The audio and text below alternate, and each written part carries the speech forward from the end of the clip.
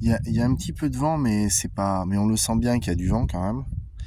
Et toujours dans ce couloir, c'est toujours le même couloir en fait qui me crée un petit problème ici là.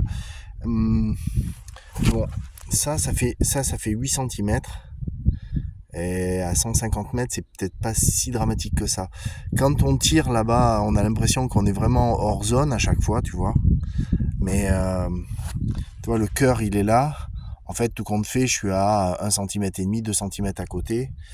À 150 mètres, je sais pas si c'est vraiment si dramatique que ça.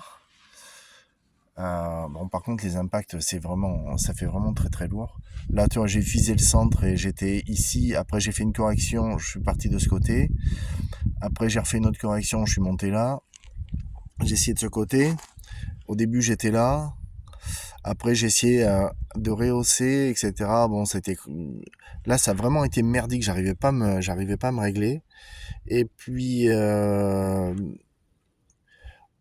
toute cette partie là, comme ça là, de là à de là, comme ça là. En fait, c'est la zone où j'ai fait du tir en fait avec le sac. Le sac sous le canon. Pas d'appui derrière toujours, mais avec le sac sous canon.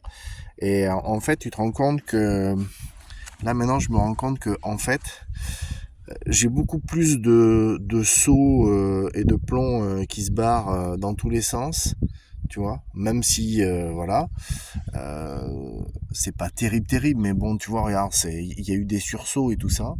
Alors que quand on est de ce côté, là, on tire avec le bipied, et le bipied, tout de suite, bon, déjà, je l'ai avancé comme a dit Jérémy.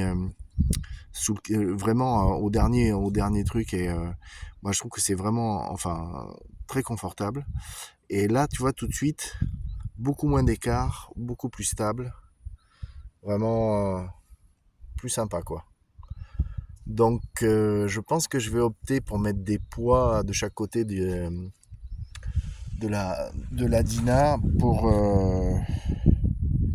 stabiliser le truc quoi. Bon allez, ce que je vais faire c'est que j'ai plus de 63 grains, je passe en 53 grains. On va changer les réglages, on fait une petite session, puis après on arrête.